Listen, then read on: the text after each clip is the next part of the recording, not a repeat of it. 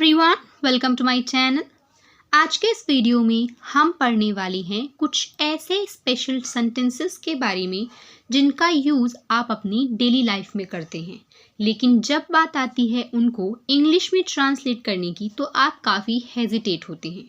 तो चलिए आज के इस वीडियो में हम आपकी यही हेजिटेशन दूर करने वाले हैं। So without wasting any time, let get started.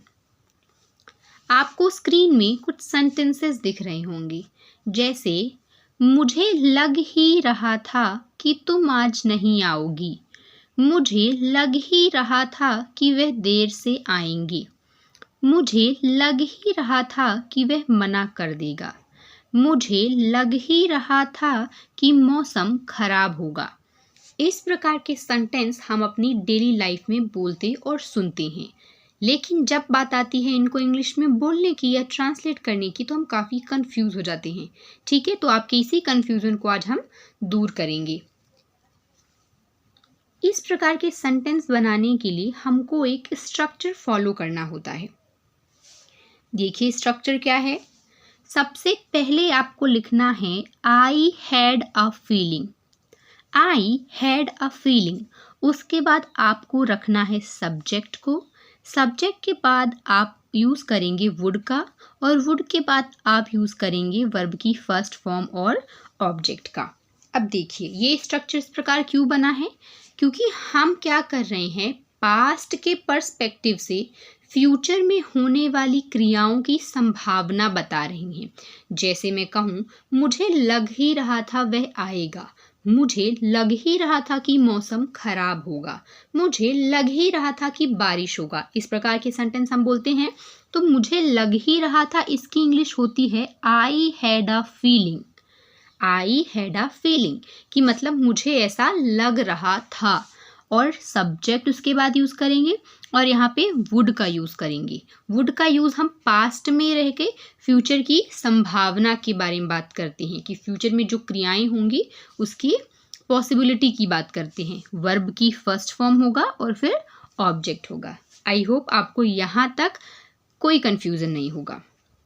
तो चलिए अब देखते हैं एग्जाम्पल। आपने आई होप अच्छे से ये जो स्ट्रक्चर है वो समझ लिया होगा। आप चाहें तो इसका स्क्रीनशॉट भी ले सकते हैं। चलिए सबसे पहला हमारा एग्जाम्पल है, मुझे लग ही रहा था कि तुम आज नहीं आओगी, मुझे लग ही रहा था कि तुम आज नहीं आओगी।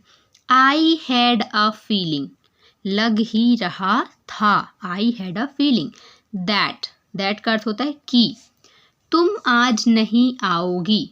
You wouldn't come today, you मतलब तुम, नहीं आओगी मतलब वुड नॉट, कम टुडे, ठीक है, कि आज नहीं आओगी। आई had a feeling that you wouldn't come today, मुझे लग ही रहा था कि आज तुम नहीं आओगी। तो यहाँ पे क्या बात हो रही है कि पास्ट के पर्सपेक्टिव से फ्यूचर में क्या होने वाला है उसकी हम पॉसिबिलिटी बताते हैं।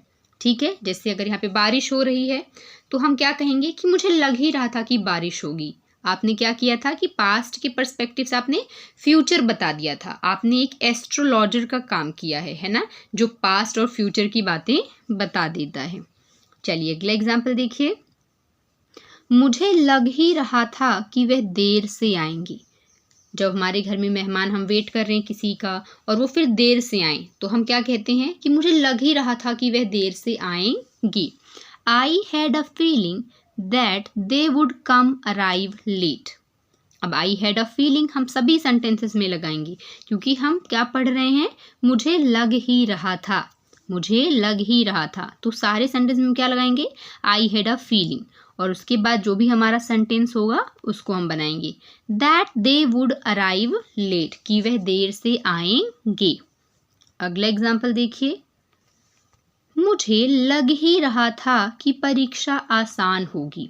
मान लीजिए हमारा परीक्षा है और हमने परीक्षा दे ली, तो हम क्या कहेंगे कि मुझे लग ही रहा था कि परीक्षा आसान होगी। मतलब आपको पहले से ये फीलिंग थी, आपको पहले से ये लग रहा था कि आपकी परीक्षा आसान होगी।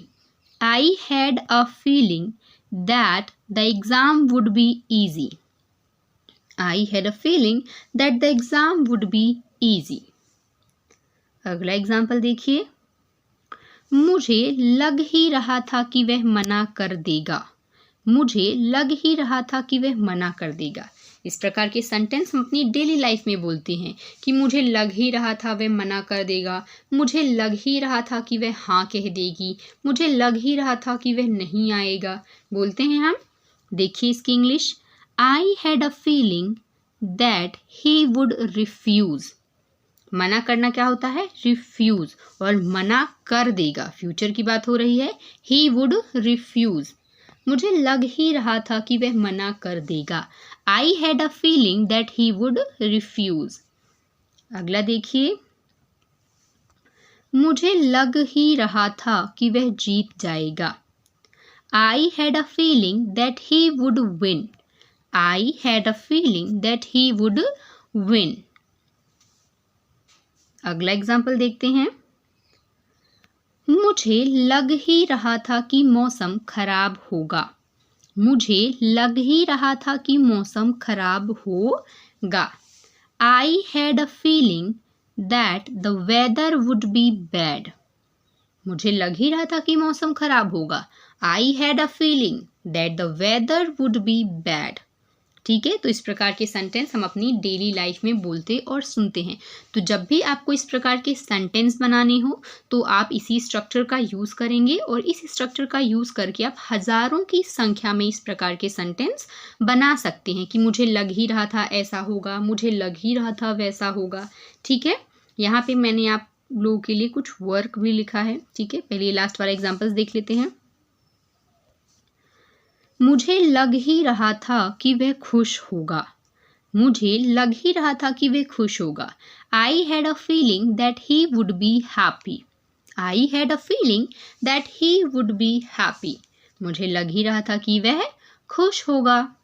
अगला एग्जाम्पल देखिए, मुझे लग ही रहा था कि वह नौकरी छोड़ देगा। मुझे लग ही रहा था कि वह नौकरी छोड़ देगा। I had a feeling that he would quit his job. I had a feeling that he would quit his job. ठीक है, तो हमने क्या किया है कि हमने आज पढ़ी हैं कुछ स्पेशल सेंटेंसेस। किस स्ट्रक्चर का यूज़ करके? हमने यूज़ किया है आई had a feeling plus that plus subject plus would, verb की फर्स्ट फॉर्म और ऑब्जेक्ट का। तो इनका यूज़ करके आप बहुत सारे सेंटेंसेस बना सकते हैं। आपके लिए यहाँ पे मैंने कुछ होमवर्क लिए हैं। देखिए, यहाँ पे मैंने आप लोगों के लिए 3 सेंटेंसेस लिए हैं जो कि आपको बनाने हैं और कमेंट सेक्शन में करके बताने हैं कि आपसे ये बना है कि नहीं बना है। चलिए देखिए, पहला क्या है? मुझे लग ही रहा था कि वह माफ़ी मांगेगा। मुझे लग ही रहा था कि फिल्म हिट होगी। मुझे लग ही रहा था कि वह इंटरव्यू में पास हो जाएगा। तो ये तीनों सेंटेंसेस आपको बनाने हैं, इंग्लिश में ट्रांसलेट करने हैं और कमेंट सेक्शन में करके आपको बताना है।